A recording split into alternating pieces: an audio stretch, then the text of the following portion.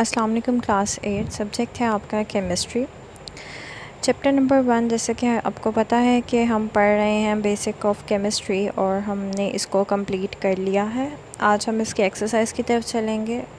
तो पहले हम करेंगे मल्टीपल चॉइस क्वेश्चन। आपकी टेक्स्ट में जो है वो 11 एक्सरसाइज में मल्टीपल चॉइस क्वेश्चंस दिए हुए हैं। इसके अलावा मैं आपको पहले ही क्लियर कर दूं कि इट इज़ नॉट नेसेसरी कि इन्हीं में से एग्ज़ाम्स में पूछा जाए, क्योंकि 8th में और 9th में ट्रेंड ये होता है कि कोई भी ऑब्जेक्टिव का पॉइंट आपके टेक्स्ट के किसी भी पॉइंट को लेकर बनाया जा सकता है। तो आपने अपने टेक्स्ट को भी इस वे में पढ़ना है और पढ़ते हुए ये ध्यान रखना है कि it might be the MCQ point. तो आपका बुक का first MCQ says it is the branch of chemistry which deals with the study of all elements and their compound except compound of carbon and hydrogen and their derivatives. यानी carbon और hydrogen के अलावा जो सबसे deal करता है तो it is inorganic chemistry. ठीक है, सी आंसर है। सेकेंड है it provides only the identity of a substance. ठीक है, तो आइडेंटिटी जो प्रोवाइड करते हैं इट इज़ एनालिटिकल एनालिसिस। ठीक है, जब आप एनालिटिकली एनालिसिस करते हैं तो तब आपको पता चलता है कि वो सब्सटेंस क्या है। It is third one, it is applicable in chemical industry like metallurgy, ceramics and glass। तो किन चीज़ों कौन सी ऐसी ब्रांच है केमिस्ट्री की जो इन चीज़ों से डील करती है? It is C, industrial chemistry. Next MCQ number 4 है anything which has mass and occupy space is called matter. Answer is B, आप सबको पता है ये। Naturally occurring elements are 92। Answer is C. Piece of matter in pure form is called substance. ठीक है, ये आपने डेफिनेशन में भी पढ़ा होगा। In water, fixed ratio of hydrogen and oxygen by mass is its answer is C, 1:8। ठीक है, यहाँ पर डी पे मार्क हुआ है, उसको आपने ओवरलुक करना है। It is wrongly mark. ठीक है, आंसर है इसका 1:8 C। The mixture which has uniform composition throughout is called homogeneous mixture, B।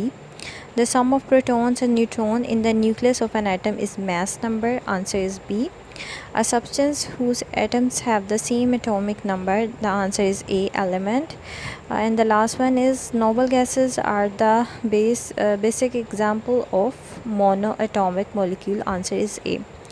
तो ये हो गए आपके मल्टीपल चॉइस क्वेश्चन। लास्टली मैंने मज़ीद क्लैरिफिकेशन के लिए आपके साथ इसके आंसर्स शेयर कर दिए हैं। ठीक है, कन्फ्यूजन को ख़त्म करने के लिए, अगर आपको वहाँ से समझ नहीं आ रहा तो। नेक्स्ट हम चलते हैं शॉर्ट क्वेश्चंस की तरफ। ठीक है क्लास, ये फिर मैं आपको क्लियर कर दूँ कि शॉर्ट क्वेश्चंस आपके टेक्स्ट में कहीं से भी बन सकता है। साथ साथ जब मैं आपको पढ़ा रही थी और मैंने साथ साथ आपको बताया है it might be the short question और MCQs और it is a long question, तो आपने उन बातों को भी ध्यान में रखना है। और ज़रूरी नहीं है कि आपके टेस्ट में या आपके पेपर्स में जो शॉर्ट क्वेश्चन आए वो इन एक्सरसाइज में से आएँ। It is not compulsory. वो एक्सरसाइज में से भी हो सकते हैं, वो टेक्स्ट के अंदर से भी हो सकते हैं। तो आपने अपने आप को दोनों वे में प्रिपेयर रखना है। एक्सरसाइज में कोई भी ऐसा क्वेश्चन नहीं है जो हमने प्रीवियस ना किया हो, हम सब ये कर चुके हैं। लेकिन फॉर द रिवीजन आज हम इसके आंसर्स दोबारा शेयर कर लेते हैं। डिफ़ाइन केमिस्ट्री स्टार्ट में ही आपने पढ़ा था, केमिस्ट्री की डेफिनेशन इसमें आपने लिख देनी है। Define biochemistry, branches of chemistry में आपने बायोकेमिस्ट्री की डेफिनेशन पढ़ी थी। ठीक है, आपने वो इसमें लिख देनी है with example. Which branch of chemistry deal with the preparation of paints and paper. वो कौन सी ब्रांच है केमिस्ट्री की जिसमें पेंट और पेपर को प्रिपेयर किया जाता है? तो वो है इंडस्ट्रियल केमिस्ट्री। ठीक है, बस ये एक सिंगल वर्ड है इसका आंसर, वो आप लिख लें। In which branch of chemistry are the metabolic process of carbohydrates and protein study. तो कौन सा है वो ब्रांच जिसमें कार्बोहाइड्रेट्स और प्रोटीन के बारे में स्टडी किया जाता है? So it is biochemistry. ठीक है, single word is the answer of this question. Next है define organic and inorganic chemistry. तो ये भी डेफिनेशन आपको ब्रांचेस ऑफ केमिस्ट्री से इजीली मिल जाएंगी, ठीक है, कोई मुश्किल नहीं है इसमें। नेक्स्ट है डिफरेंशिएट एटम एंड मॉलिक्यूल। ये आपके टेक्स्ट में मौजूद है। प्रीवियसली हम एटम और मॉलिक्यूल का डिफरेंस 3 पॉइंट डिफरेंस पढ़ चुके हैं, वही आपने आंसर इसमें लिखना है। What is difference between atom and ions. ये भी डिफरेंस आप एटम और आयंस के डिफरेंस फॉर्म में पढ़ चुके हैं, ठीक है, मैंने आपके साथ टेबल शेयर किया हुआ है प्रीवियस लेक्चर से। आपने ऑफ कोर्स नोट तो किए होंगे, आप ओपन करें और ये आंसर्स आपको इजीली मिल जाएंगे। How can you differentiate between molecular formula and empirical formula. ये भी आप अपने टेक्स्ट में मोलिकुलर फार्मूला और एम्पिरिकल फार्मूला की तरफ जाएं और इसकी डेफिनेशंस लिख दें, ठीक है, और साथ में लास्ट पे एंड पे एक एग्ज़ाम्पल दे दें। जैसे कि वाटर की भी आप एग्ज़ाम्पल दे सकते हैं, that water has a molecular formula H2O and it's empirical formula is also H2O, ठीक है। यहाँ इसके अलावा और भी एग्ज़ाम्पल्स टेक्स्ट में मौजूद है, अब कोई भी एक एग्ज़ाम्पल दे सकते हैं, बट एग्ज़ाम्पल देना ज़रूरी होता है to get 2 marks in short questions. उसके बाद पोर्शन जो एक्सरसाइज में पूछा गया है वो है लॉन्ग क्वेश्चंस, ठीक है। लॉन्ग क्वेश्चन अगेन कोई भी आपके टेक्स्ट में से जितना, क्योंकि हमने फुल चैप्टर पढ़ा है, हमने उसकी कोई भी किसी एक पॉइंट को भी हमने मिस नहीं किया, तो मोस्ट प्रोबेबली लॉन्ग क्वेश्चंस इन्हीं में से आते हैं। लेकिन आपको सिर्फ ये स्ट्रिक्टली नहीं कहा जा रहा कि यही होंगे, आपके टेक्स्ट में से, आपके चैप्टर के कहीं से भी लॉन्ग क्वेश्चन जो है वो ख़ुद से भी बनाकर दे सकते हैं। तो अपने माइंड को ज़रा इस चीज़ के लिए प्रिपेयर रखें। What is mixture, explain its types in detail. हमने मिक्सचर की डेफिनेशन भी पढ़ी थी और हमने इसकी दोनों टाइप्स डिस्कस करी थी, homogeneous mixture and heterogeneous mixture, आपने इसमें वो लिखना है। नेक्स्ट है question number 2, what is the difference between compound and mixture. Compound और मिक्सचर का तकरीबन हमने 6 to 7 पॉइंट्स का डिफरेंस जो है वो याद किया हुआ है, वो आपने इसमें मेंशन करना है।